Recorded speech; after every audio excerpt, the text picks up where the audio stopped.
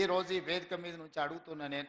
అదేవిధంగా 2023 డిసెంబర్లో జరిగిన ఎన్నికల్లో మీ అధికారం కోల్పోయారు. 2024 పార్లమెంట్ ఎన్నికల్లో 8 సీట్లలో మీకు డిపాజిట్లు పోతే బీజేపీ వాళ్ళు 8 సీట్లలో గెలిచిండ్రు. మీ డిపాజిట్లు పోతే ఎట్లా, అవే సీట్లలో బీజేపీ వాళ్ళు గెలుస్తారు ఎట్లా?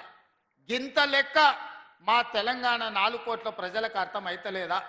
ఇవాళ మీరు మీ డిపాజిట్లు ఒడగొట్టుకొని మీ ఓట్లను బీజేపీ వాళ్ళకి వేపించి బీజేపీ వాళ్ళని గెలిపించారు. సరే, మీరు చీకట్లో ఏం మాట్లాడుకున్నారో, మీరు చీకట్లో ఏం అల్లయి బల్లయి చేసుకున్నారో నేను అడగదలుచుకోలే. మరి బీజేపీ వాళ్ళు గెలిచి ఇవాళ 8 మంది ఎంపీలు గెలిచిండ్రు. ఆదిలాబాద్ నుంచి గెలిచిండ్రు, నిజామాబాద్ నుంచి గెలిచిండ్రు, కరీంనగర్ నుంచి గెలిచిండ్రు, మెదక్లో గెలిచిండ్రు. ఇవాళ 4 ఎంపీలు ఉన్నారు, దాదాపుగా 7 మంది ఎమ్మెల్యేలు ఈ ప్రాంతం నుంచే ఉన్నారు బీజేపీ వాళ్ళకు. మరి మోడీ నుంచి ఏమి తీసుకొచ్చిర్రని నేను అడుగుతున్నా. ఇవాళ మిమ్మల్ని 8 మంది ఎంపీలను 8 మంది ఎమ్మెల్యేలను గెలిపిస్తే తెలంగాణ రాష్ట్రానికి మీరు తెచ్చిందేంది, మోడీ తీసుకొచ్చి ఇచ్చిందేందని నేను ఈరోజు మిమ్మల్ని అడుగుతున్నా. కేవలం మా ఓట్లు కావాలి, మేము ఇచ్చే సీట్లు కావాలి, మీరు ప్రధానమంత్రులు కావాలి, లేకపోతే ఈరోజు మీరు మంత్రులు కావాలి. కానీ మరి తెలంగాణ ప్రజలకు మీరు ఇచ్చేదేంది, మిమ్మల్ని నమ్మేది ఎట్లా అని నేను అడుగుతున్నా. ఇవాళ మళ్ళా ఓట్ల కోసం వచ్చారు పట్టభద్రులలో. ఏం చేస్తారు మీరు? ఏం చేసింది 12 ఏళ్ళల్లో? నరేంద్ర మోడీ గారు ప్రధానమంత్రి అయ్యి 11 సంవత్సరాలు దాటి ఇవాళకి 12 సంవత్సరాలు అవుతున్నది. ఈ 12 సంవత్సరాలలో తుమ్మిడేటి దగ్గర ఈరోజు ప్రాజెక్టు కట్టుకోవడానికి గోదావరి జలాలకు మహారాష్ట్ర నుంచి మీరు అనుమతి ఇప్పించిండ్రా? ఒకవేళ తుమ్మిడేటి దగ్గర ప్రాజెక్టు కట్టనికే మహారాష్ట్ర అనుమతి ఇచ్చినుంటే ఇవాళ ఆదిలాబాదు జిల్లా 1.5 ఎకరాలు సస్యశ్యామలమై పసిడి పంటలు పండుతుండే ఆదిలాబాదు బిడ్డలు ఆదివాసీలు ఇవాళ వాళ్ళ బతుకులలో వెలుగు వస్తుండే. ఇవాళ ఈ ఆదిలాబాదు జిల్లా నేను పిసిసి అధ్యక్షుడిగా బాధ్యత తీసుకున్న తర్వాత మొట్టమొదట ఇంద్రవెల్లిలో సమావేశం పెట్టిన, మీ ఆశీర్వాదం తీసుకున్న. మీ జిల్లాను అభివృద్ధి చెయ్యాలని ఇవాళ మేము పూర్తి స్థాయిలో పనిచేస్తున్నాం. ఈ జిల్లాకు కొత్తగా మంజూరు చేసిన చాలా విషయాలను పెద్దలు ప్రేమ్ సాగర్ రావు గారు ఇప్పటి దగ్గర మీకు అందరికీ చెప్పడం జరిగింది. ఇవాళ ఆదిలాబాదు జిల్లాను ముందు బాగానే ఉంచాలి, జరిగిన నిర్లక్ష్యాన్ని సరిదిద్దాలని కాంగ్రెస్ పార్టీ ప్రయత్నం చేస్తుంది. మరి మీరు ఏం చేసిండ్రు, మీరు ఏం తీసుకొస్తారని నేను అడుగుతున్నా. అందుకే మిత్రులారా, ఇవాళ మీరు ఆలోచన చేయండి పట్టభద్రులు. నేను ఒక్కటే మాట విజ్ఞప్తి చేస్తున్నా. నేను చెప్పింది నిజమైతే మీరు గుండెల మీద చేసుకొని ఆలోచన చేసి ఇవాళ కాంగ్రెస్ పార్టీకి ఓటు వేయండి.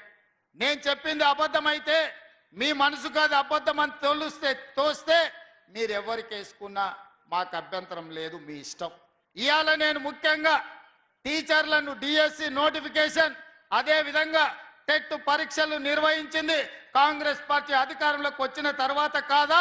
మీరు ఆలోచన చేయండి. 11,000 మంది టీచర్ల నియామకాలను చేపట్టినమా లేదా? ఒకవేళ మేము టెట్ పరీక్షలు నిర్వహించి డిఎస్సి పరీక్షలు నిర్వహించి 60 రోజుల్లోనే 11,000 మంది టీచర్ల నియామకాలు మేము చేపట్టుంటే మీరందరూ మా కాంగ్రెస్కు నరేందర్ రెడ్డికి ఓటు వేయండి. ఒకవేళ నేను చెప్పింది అబద్ధం అయితే మీరు మాకు ఓట్లు ఇవ్వకండి, మీకు కావాల్సిన వాళ్ళకి వేయండి. అదేవిధంగా పోలీస్ డిపార్ట్మెంట్లో దాదాపు 15,000 మంది నిరుద్యోగులకు పోలీసు ఉద్యోగాలు ఇచ్చిన మాట నిజమైతే ఈరోజు నరేందర్ రెడ్డికి ఓటు వేయండి. లేకపోతే ఒకవేళ నేను చెప్పింది అబద్ధం అయితే మీ ఇష్టమైన వాళ్ళకు ఓటు వేసుకోండి. పారామెడికల్ సిబ్బంది 6,000 పైగా పారామెడికల్ సిబ్బందిని ఎల్బీ స్టేడియంకు పిలిపించి ఉద్యోగాలు వచ్చిన వాళ్ళనే కాదు, వాళ్ళ తల్లిదండ్రులందరినీ కూడా హైదరాబాదు నగరానికి ఎల్బీ స్టేడియంకు రప్పించి వాళ్ళ నియామక పత్రాలు ఇచ్చిన మాట వాస్తవమైతే ఈరోజు నరేందర్ రెడ్డిని గెలిపించండి. ఈరోజు అది అబద్ధమైతే మీకు కావలసిన వాళ్ళకు వేసుకోండి.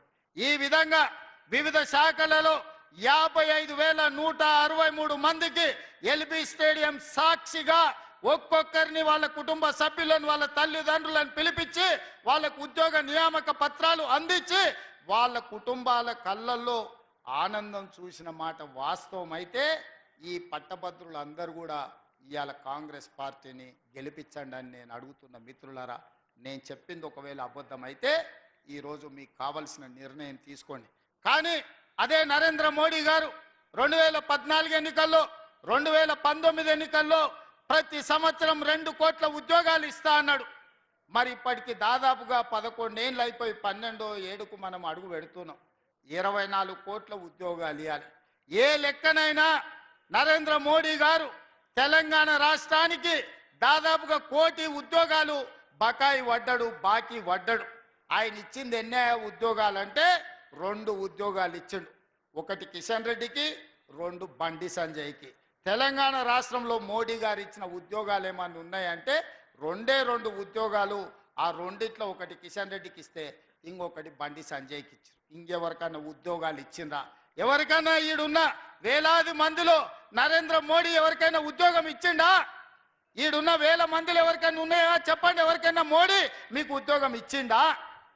మరి ఇన్ని వేల మంది పట్టభద్రులు ఇక్కడ ఉన్నారు, ఒక్కరికి కూడా మోడీ ఉద్యోగం ఇవ్వకపోతే ఇవాళ బీజేపీ వాళ్ళు పట్టభద్రుల ఓట్లు అడిగే హక్కు ఎక్కడదని ఇవాళ నేను అడుగుతున్న ఈ వేదిక మీద నుంచి. ఇవాళ ఫీజు రియంబర్స్మెంట్ కానీ లేకపోతే ఐటీఐలను ఒకనాడు ఐటీఐలు అంటే ఐటీఐ చేస్తే ఉద్యోగం వచ్చేది. ఇవాళ ఐటీఐలో చెప్పే చదువుకు బయటకు వస్తే సంబంధమే లేదు. సర్టిఫికెట్ ఉంటుంది, వాడికి పని ఏం చేయాలో తెలియదు. అందుకే టాటా కంపెనీతో మాట్లాడి ఈ ఐటీఐలను అడ్వాన్స్డ్ టెక్నాలజీ సెంటర్లుగా మార్చాలి అని 2400 కోట్ల రూపాయలు ఖర్చు పెట్టి రాష్ట్రంలో 65 ఐటీఐలను అప్గ్రేడ్ చేసి ఏటీసీలుగా మార్చి అక్కడ శిక్షణ పొందిన వాళ్లకు టాటా సంస్థలనే ఉద్యోగాలు ఇచ్చేటట్టుగా ఈ రోజు టెక్నాలజీ అప్గ్రేడ్ చేసింది మన పార్టీ, మన ప్రభుత్వం. నేను చేసింది నిజమైతే మీరు మీ కుటుంబాలు కాంగ్రెస్కు ఓటేయండి. నేను చెప్పింది అబద్ధమైతే మీరు ఎవరికి ఓటేసుకున్నా పర్వాలేదు. ఇవాళ డాక్టర్లుగా, లాయర్లుగా, ఇంజనీర్లుగా, పట్టభద్రులుగా మీరు సర్టిఫికెట్లు తీసుకుంటారు. కానీ శిక్షణ సరిగ్గా లేక, సాంకేతిక నైపుణ్యం లేక చాలా మందికి ఉద్యోగ ఉపాధి అవకాశాలు రావడం లేదు. అందుకే ఈరోజు వివిధ పరిశ్రమలల్లో మీకు ఉద్యోగాలు రావాలి, పట్టభద్రులు బాగుపడాలి అని యంగ్ ఇండియా స్కిల్స్ యూనివర్సిటీని దేశంలోనే ఎక్కడ లేని విధంగా పబ్లిక్ ప్రైవేట్ పార్ట్నర్షిప్లా ఈరోజు మనం ఫ్యూచర్ సిటీలో దేశానికి ఆదర్శంగా ఉండే విధంగా తీర్చిదిద్ది ఆ యూనివర్సిటీకి చైర్మన్గా Mahindra group of companies chairman Anand మహీంద్రాను ఈరోజు చైర్మన్ చేసి వాళ్ళకి శిక్షణ ఇచ్చి ప్రతి సంవత్సరం వేలాది మంది నిరుద్యోగులకు శిక్షణ ఇవ్వడం ద్వారా ప్రైవేటు పరిశ్రమలలో వేలాది ఉద్యోగాలు ఇవ్వడానికి ఇవాళ మనం ప్రయత్నం చేస్తున్నాం. నేను చెప్పింది నిజమైతే యంగ్ ఇండియా స్కిల్స్ యూనివర్సిటీని మనం ప్రారంభించుకుంటే మీరు ఓటు నరేందర్ రెడ్డికి వేయండి. నేను చెప్పింది అబద్ధమైతే మీరు ఎవరికి ఓటేసుకున్నా నాకు పర్వాలేదని నేను ఈరోజు చెప్పదలుచుకున్నా. ఈ వేదిక మీద ఉన్న పెద్దలకు, ఇక్కడికి వచ్చిన మిత్రులకు నేను విజ్ఞప్తి చేస్తున్నా. ఈ దేశం 140 కోట్ల జనాభా, 140 కోట్ల జనాభా ఒలింపిక్ క్రీడల్లో ఒక్క గోల్డ్ మెడల్ కూడా తీసుకురాలేదు. ఈ దేశంలో ఉన్న కోట్లాది మంది యువకులకు శిక్షణ లేకపోవడం వల్ల, మోడీ గారు పట్టించుకోకపోవడం వల్ల ఒలింపిక్ గేమ్స్ లో ఒక్క గోల్డ్ మెడల్ కూడా